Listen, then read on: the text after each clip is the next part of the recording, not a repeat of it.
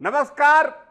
आप देख रहे हैं डीए न्यूज प्लस का खास कार्यक्रम चर्चा है, जिसमें आपके साथ चर्चा कर रहे हैं शकील साजिद यानी मैं। शुरू करते हैं। अगर आपको लगता है कि भारत सिर्फ चांद और मंगल तक ही पहुंचने की क्षमता रखता है तो जरा रुकिए, थमिए। अब देश का अगला बड़ा कदम धरती की सुरक्षा को और मजबूत करने वाला है। इसरो एक बार फिर से इतिहास रचने जा रहा है। इस बार मिशन थोड़ा अलग है, लेकिन उतना ही रोमांचक और गर्व से भर देने वाला।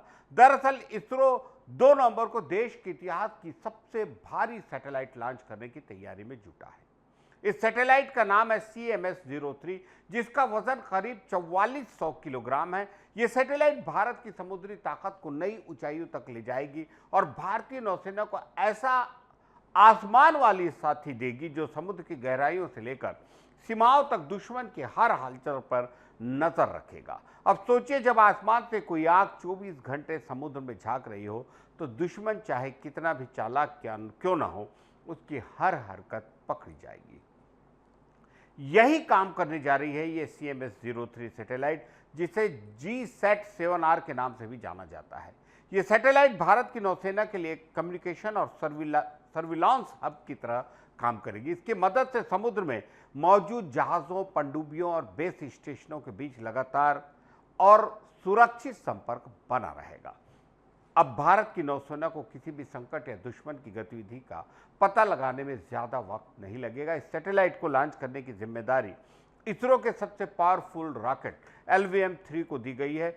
ये वही रॉकेट है जिसने कुछ महीने पहले भारत को चंद्रमा के दक्षिणी ध्रुव तक पहुंचाया था। चंद्रयान-3 मिशन के जरिए इस मिशन ने भारत को दुनिया के अंतरिक्ष इतिहास में एक अलग पहचान दिलाई थी और अब यही रॉकेट देश की सुरक्षा का प्रहरी बनने जा रहा है। इसरो के वैज्ञानिकों ने बताया कि इस रॉकेट को पूरी तरह से तैयार कर लिया गया है और इसे 26 अक्टूबर को लॉन्च पैड पर पहुंचाया जा चुका है। अब बस कुछ तकनीकी जांचें बाकी है, जिसके बाद 2 नवंबर को श्री हरिकोटा से इसे अंतरिक्ष की ओर रवाना कर दिया जाएगा।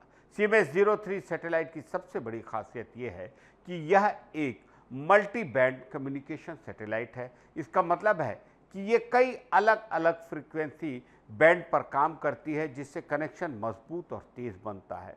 खास तौर पर भारतीय उपमहाद्वीप और आसपास के समुद्री इलाकों को कवर करने के लिए इसे डिजाइन किया गया है। इस सैटेलाइट की नज़र हिंद महासागर, अरब सागर और बंगाल की खाड़ी तक जाएगी। किसी भी संदिग्ध जहाज या गतिविधि पर तुरंत नजर रखी जा सकेगी। भारत के लिए सैटेलाइट इसलिए भी खास है क्योंकि ये चीन और पाकिस्तान जैसे देशों की समुद्री हरकतों पर पैनी नजर रखेगा। पिछले कुछ सालों से हिंद महासागर में चीन की बढ़ती मौजूदगी ने कई बार भारत की सुरक्षा एजेंसियों को सतर्क किया है। ऐसे में CMS-03 भारत को एक स्ट्रेटेजिक बढ़त दिलाएगी। यह सैटेलाइट न सिर्फ नौसेना के लिए बल्कि देश की इंटेलिजेंस और रक्षा एजेंसियों के लिए भी मजबूत तकनीकी हथियार साबित होगी। इस सैटेलाइट को आंध्र प्रदेश के श्री हरिकोटा स्थित Satish Dhawan space centre HDSC से लॉन्च किया जाएगा। लॉन्चिंग के बाद इसे जियो सिंक्रोनस ट्रांसफर ऑर्बिट में स्थापित किया जाएगा। इस ऑर्बिट में पहुंचने के बाद ये सैटेलाइट धरती के साथ घूमेगी और लगातार एक ही हिस्से पर नजर रखेगी। यही वजह है कि इसे कम्युनिकेशन और सर्विलांस के लिए सबसे ज़्यादा भरोसेमंद कक्षा माना जाता है। शुरुआत में लॉन्चिंग को लेकर थोड़ी अनिश्चितता थी, क्योंकि उस वक्त मौसम विभाग ने साइक्लोन की चेतावनी दी थी। ऐसा लग रहा था कि 2 नवंबर की डेट आगे बढ़ानी पड़ सकती है, लेकिन राहत की खबर यह है कि साइक्लोन की दिशा बदल गई है और मौसम पूरी तरह लॉन्च के अनुकूल है। अब तय तारीख पर ही भारत शायद इस ऐतिहासिक मिशन को पूरा करेगा। इसरो के वैज्ञानिकों का कहना है कि CMS-03 मिशन सैटेलाइट लॉन्च नहीं बल्कि भारत की आत्मनिर्भरता और तकनीकी क्षमता का एक बेहद खूबसूरत उदाहरण है। पहले जहां इस तरह के एडवांस सैटेलाइट के लिए भारत को दूसरे देशों पर निर्भर रहना पड़ता था, अब हमारा देश खुद ये सब तैयार कर रहा है, और वो भी वर्ल्ड क्लास क्वालिटी के बाद। नौसेना को एक नई नज़र मिलेगी, जो नज़र दिन रात बारिश या बादल में भी दुश्मन को पकड़ लेगी। इससे समुद्र में भारतीय जहाज़ों और सैनिकों की सुरक्षा बढ़ जाएगी। ये सैटेलाइट भारत को समुद्री निगरानी में दुनिया के टॉप देशों की कतार में खड़ी कर देगी। आज इस रक्षा और रणनीतिक निगरानी के लिए भी अंतरिक्ष का इस्तेमाल हम कर रहे हैं। ये इसरो की मेहनत और भारत की प्रगति की कहानी है। 2 नवंबर सिर्फ एक तारीख नहीं होगी, बल्कि वो दिन होगा जब भारत फिर एक नया इतिहास लिखेगा। इतिहास जो बताता है कि भारत अब अंतरिक्ष की ऊंचाइयों से अपने समुद्रों की रक्षा करेगा, तो वो सिर्फ CMS-03 सैटेलाइट अंतरिक्ष में एक मशीन नहीं होगी, वो भारत की ताकत, तकनीक और आत्मविश्वास की उड़ान होगी। आगे बढ़ते हैं। जी हाँ, छत्तीसगढ़ एक बार फिर अपने गौरव, संस्कृति और रंगों से झूमने को तैयार है। राज्य के गठन के 25 साल पूरे होने पर इस बार का राज्योत्सव 2025 बेहद खास होने वाला है। नवा रायपुर स्थित शहीद वीर नारायण सिंह इंटरनेशनल स्टेडियम में 1 से 5 नवंबर तक चलने वाला ये भव्य आयोजन पूरे प्रदेश को एक नए जोश और गर्व से भर देगा। इस बार राज्योत्सव न सिर्फ छत्तीसगढ़ की परंपरा और कला का संगम होगा, बल्कि इसमें बॉलीवुड के कई बड़े सिंगर्स भी अपनी आवाज़ का जादू देंगे। राज्य के इतिहास में यह पहला मौका है जब 1000 से ज़्यादा छत्तीसगढ़ कलाकार और 5 बॉलीवुड सिंगर्स एक ही मंच पर अपने हुनर का जलवा दिखाएंगे। हर दिन शाम का माहौल अलग रंगों और सुरों से सजेगा। पहले दिन यानी 1 नवंबर को बाबा हंसराज रघुवंशी अपने भजनों और देवगीतों से शुरुआत करेंगे। 2 नवंबर को भूमि त्रिवेदी जो बॉलीवुड की हिट सिंगर है अपनी म्यूजिकल परफॉर्मेंस देंगी। 3 नवंबर की शाम आदित्य नारायण के नाम होगी, जो उदित नारायण के बेटे हैं। अपनी एनर्जी और गायकी से दर्शकों को झूमने पर मजबूर कर देंगे। 4 नवंबर को रोमांटिक सिंगर अंकित तिवारी अपनी सुरीली आवाज़ से महफिल सजाएंगे और आखिरी दिन 5 नवंबर को कैलाश खेर और उनका कैलासा बैंड पूरे राज्योत्सव को एक शानदार म्यूजिकल एंड देंगे। राज्योत्सव सिर्फ म्यूजिक और इंटरटेनमेंट तक सीमित नहीं रहेगा, इसमें छत्तीसगढ़ की संस्कृति, लोक कला और परंपरा भी अपने पूरे रंग में दिखेगी। मुख्य मंच के अलावा शिल्पग्राम में लगभग 1000 छत्तीसगढ़ी कलाकार अपने पारंपरिक नृत्य, नाटक और संगीत की प्रस्तुति देंगे। पंथी, कर्मा, राउत नाचा, बस्तर का गोंडी नृत्य, हर क्षेत्र की झलक यहाँ देखने को मिलेगी। कार्यक्रम की भव्यता इस बात से समझी जा सकती है कि प्रधानमंत्री नरेंद्र मोदी खुद इस बार के राज्य उत्सव का उद्घाटन करेंगे। प्रधानमंत्री 1 नवंबर को ही रायपुर पहुंचेंगे और राज्योत्सव का शुभारंभ करेंगे। उनके स्वागत के लिए राजधानी रायपुर को, नए रायपुर को दुल्हन की तरह सजाया जा रहा है। पूरे शहर को 12 थीम्स में बांटा गया है नया रायपुर के, जहां हर चौराहे पर अलग अलग जिलों की संस्कृति देखने को मिलेगी। पंथी नृत्य, राउत नाचा और शैला नृत्य के जरिए पीएम मोदी का स्वागत किया जाएगा। राजधानी के चौक, चौराहों और सड़कों को तिरंगे रंग की रोशनी से सजाया जा रहा है। बिजली के खंभों पर 3 रंगों की लाइटें लगाई गई हैं, जिससे पूरा शहर चमकता दिखाई देगा। नवा रायपुर में जगह जगह LED डिस्प्ले और बैनरों के जरिए छत्तीसगढ़ की 25 साल की उपलब्धियों को दिखाया जाएगा। शिक्षा हो, उद्योग, खेती या पर्यटन, मुख्यमंत्री विष्णुदेव साय खुद तैयारियों की निगरानी कर रहे हैं। उन्होंने राज्य उत्सव स्थल और प्रधानमंत्री के दौरे से जुड़े सभी कार्यक्रमों का निरीक्षण किया और अधिकारियों को कहा कि मौका छत्तीसगढ़ की शान को दिखाने का है, इसलिए तैयारी बेहतरीन होनी चाहिए। मोदी जी के इस दौरे में कुल 5 बड़े कार्यक्रम तय किए गए हैं। वे सत्य साई अस्पताल में जाकर करीब 2500 बच्चों से मुलाकात करेंगे। इसके बाद प्रजापिता ब्रह्म कुमारी भवन, नए विधानसभा भवन, ट्राइबल म्यूजियम का उद्घाटन करेंगे। इस ट्राइबल म्यूजियम में आदिवासी समाज के 14 ऐतिहासिक विद्रोहों का चित्रण किया गया है, जो छत्तीसगढ़ के गौरवशाली इतिहास को दर्शाता है। राज्योत्सव इस बार एक आयोजन नहीं, बल्कि छत्तीसगढ़ की 25 साल की यात्रा का उत्सव है, जहां सभी कोने की लोक कलाओं की खुशबू फैलेगी। नृत्य और गीतों से माहौल गूंज उठेगा और जब बॉलीवुड के गायक मंच पर आएंगे तो संगीत की मिठास से छत्तीसगढ़ की गूंज और बढ़ेगी। लोक संस्कृति, संगीत और आधुनिकता का संगम होगा, जहां गांव की मिट्टी की खुशबू और शहर की रोशनी एक साथ नजर आएगी। 1 नवंबर से शुरू होने वाला यह आयोजन छत्तीसगढ़ के लिए सिर्फ एक त्यौहार नहीं, गर्व और पहचान का जश्न होगा, जिसमें हर छत्तीसगढ़वासी कहेगा, जय जोहार, हमर राज, हमर गर्व। आगे बढ़ते हैं। अदिति राव हैदरी आज फिल्म इंडस्ट्री की एक ऐसी एक्ट्रेस है जो अपनी सादगी, खूबसूरती और शानदार एक्टिंग के लिए जानी जाती है। 28 अक्टूबर को वो अपना 39वां जन्मदिन मना रही हैं। अदिति का जन्म हैदराबाद के एक रॉयल परिवार में हुआ था, इसलिए उनके व्यक्तित्व में एक शाहीपन हमेशा दिखता है।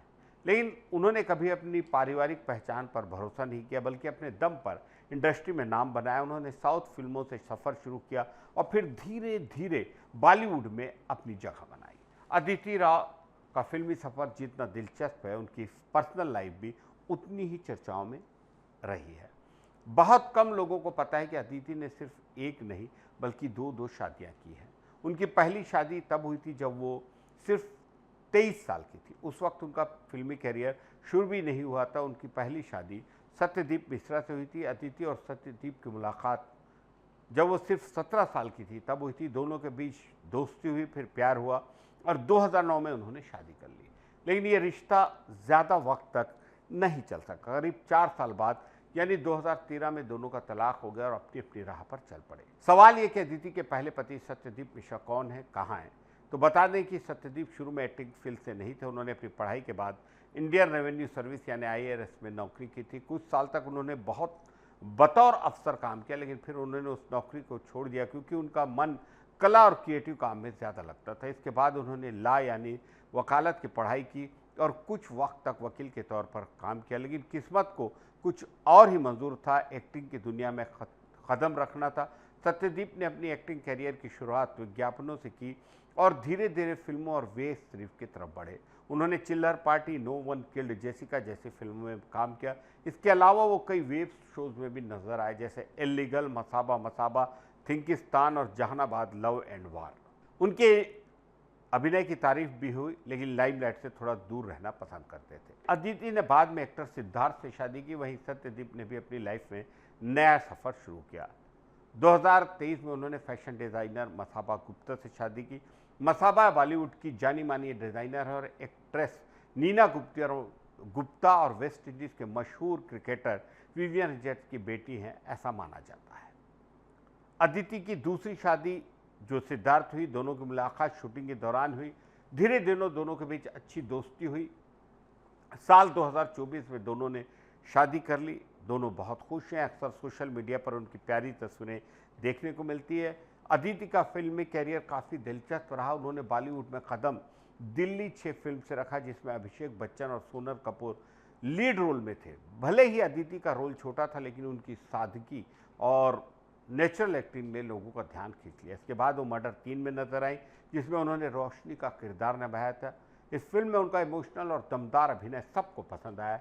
फिर आए संजय लीला भंसाली की फिल्म पद्मावत, जिसमें उन्होंने अलाउद्दीन खिलजी की पत्नी मेहरुन्निसा का रोल निभाया। दीपिका पादुकोणे और रणवीर सिंह जैसे बड़े सितारों के बीच भी अदिति का अभिनय ज़बरदस्त असरदार रहा। उन्होंने इस किरदार को इतनी गहराई से निभाया कि दर्शक उन्हें भूल नहीं पाए। इसके अलावा अदिति ने वजीर में अमिताभ बच्चन और फरहान खान जैसे दिग्गजों के साथ काम किया। इस फिल्म में उन्होंने रोहाना अली का किरदार निभाया था और अपनी सादगी से सबका दिल जीत लिया। इम्तियाज अली की फिल्म रॉक स्टार में भी उनका छोटा लेकिन यादगार रोल था। अदिति नेटफ्लिक्स की series Heera Mandi the diamond bazaar में दिखी, जिसे संजय लीला बंसाली ने बनाया। इस फिल्म सीरीज में उन्होंने फिर से साबित किया कि वो किसी भी किरदार को बखूबी निभा सकती हैं। शो में उनके साथ मनीषा कोइराला, सोनाक्षी सिन्हा और रीचा चड्ढा जैसी बड़ी एक्ट्रेस भी थी, लेकिन अदिति अपनी अदाओं और एक्टिंग से सबसे अलग नजर आई। कैरियर जितना मजबूत है, उनकी पर्सनल लाइफ भी अब उतनी ही खुशहाल है, ऐसा लगता है। दोनों अक्सर ट्रैवल करते हैं, सोशल मीडिया पर एक दूसरे के प्यारे मैसेज लिखते हैं और आज जब अदिति अपना 39वां जन्मदिन मना रही है तो कहा जा सकता है कि ज़िंदगी के हर पड़ाव को उन्होंने खूबसूरती से जिया, गलतियों से सीखा, खुद को बेहतर बनाया और फिल्मों में उनकी चमक बरकरार है। उनकी मुस्कान अब भी उतनी प्यारी लगती है जितनी पहली फिल्मों में लगती थी। अदिति की कहानी एक ऐसी औरत की कहानी है जिसने ज़िंदगी के उतार चढ़ाव को शांति से झेला और अपने काम से खुद को साबित किया। बॉलीवुड और साउथ दोनों इंडस्ट्री की सबसे प्यारी और सम्मानित एक्ट्रेस में गिनी जाती हैं अदिति। आगे बढ़ते हैं। चॉकलेट दुनिया की सबसे पसंदीदा चीज़ों में से एक है चॉकलेट। चाहे बच्चे हों या बड़े, हर किसी को चॉकलेट पसंद होती है। किसी को खुश करना हो, प्यार जताना हो या किसी का मूड अच्छा करना हो तो चॉकलेट दे दीजिए, परेशानी थोड़ी हल्की लगने लगती है।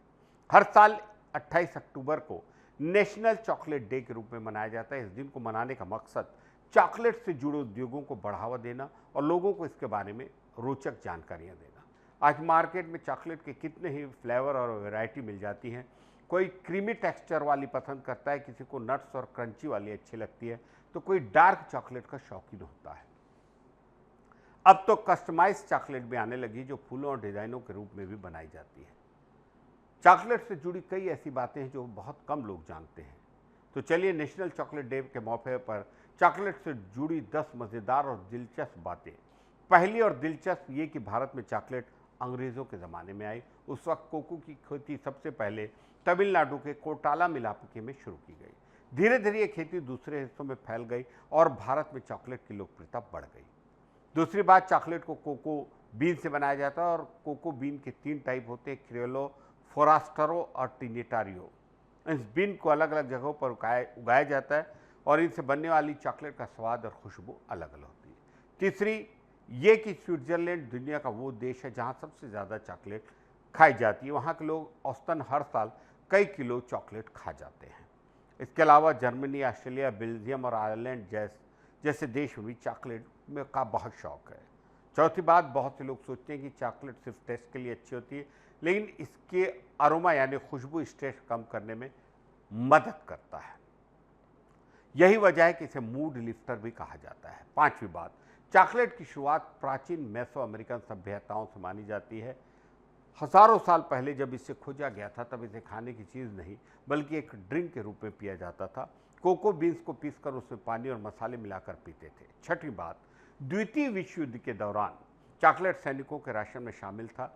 युद्ध के वक्त चॉकलेट को एनर्जी बूस्टर माना जाता था क्योंकि इसमें शुगर और फैट दोनों होते हैं जो तुरंत ताकत देते हैं। सातवीं बात, मिल्क चॉकलेट की शुरुआत 1875 में हुई थी। इसे बनाने का श्रेय कोएनराड जोहान्स वैन हाउटन को जाता है, जिन्होंने चॉकलेट में दूध मिलाकर उसका स्वाद और ज़्यादा मुलायम और मीठा बना दिया।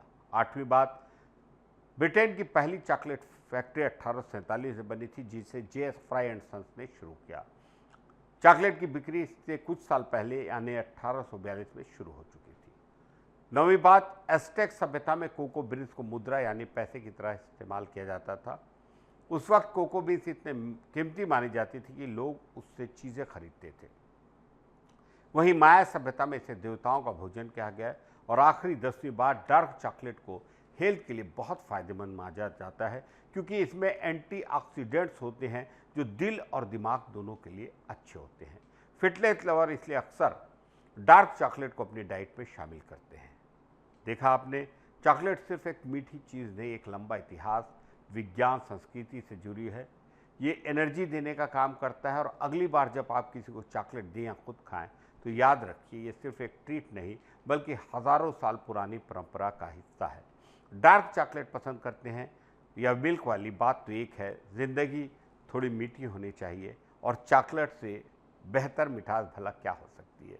कहा भी जाता है कुछ मीठा हो जाए। अगर आप कभी सोचते हैं कि हिंदी फिल्मों के वो गाने जिनको सुनते ही दिल खुश हो जाता है, जिनके बोल और धुन दोनों ही किसी जादू से कम नहीं लगते, तो उनके पीछे एक ऐसा नाम है जिसने बॉलीवुड को ढेरों हिट गाने दिए। वो नाम है अनजान।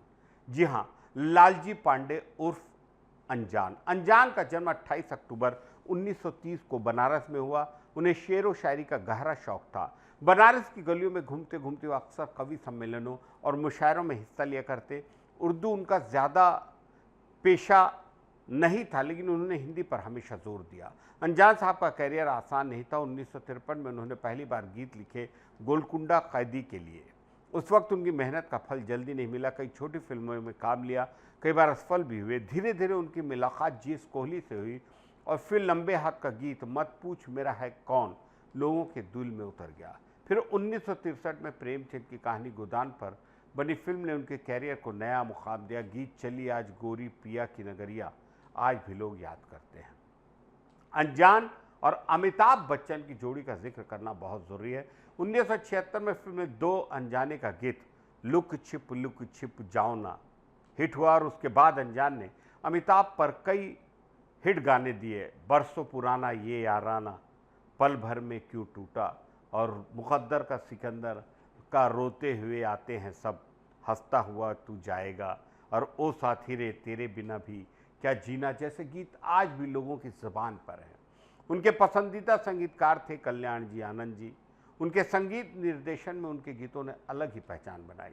इस जोड़ी ने डान, मुकद्दर का सिकंदर, लावारिस, याराना, दाता जैसे हिट फिल्में दी। अनजान ने लगभग 200 फिल्मों के लिए गीत लिखे। उनके गीत किशोर कुमार, लता मंगेशकर, मोहम्मद रफ़ी और आशा भोसले जैसे दिग्गज गायकों की आवाज़ में और भी खूबसूरत बन गए। अनजान गीतकार नहीं थे, बल्कि उन्होंने अपने शब्दों से लोगों के दिलों को महसूस किया। उनके लिखे गीते हमें हंसाते, रुलाते और सोचने पर मजबूर करते थे। 13 सितंबर 1997 को उनका निधन हो गया, लेकिन उनके गाने आज भी जिंदा हैं। जब भी हम खई के पान बनारस वाला सुनते हैं तो अनजान साहब की यादें सामने आ जाती हैं। उनकी कहानी हमें मेहनत और जुनून के बिना सफलता नहीं मिलती, ये सिखाती है। अगली बार जब कोई पुराना बॉलीवुड गीत सुने, उसमें अपने बचपन या किसी खास पल को याद करें तो जान लीजिए उसके पीछे अनजान जैसे शायर की मेहनत और जादू है। तो आज के लिए इतना मीठा काफ़ी है, चर्चा है में। आपको ये कार्यक्रम कैसा लगा हमें ज़रूर बताइएगा। शकील साजिद को इजाज़त दीजिए। नमस्कार।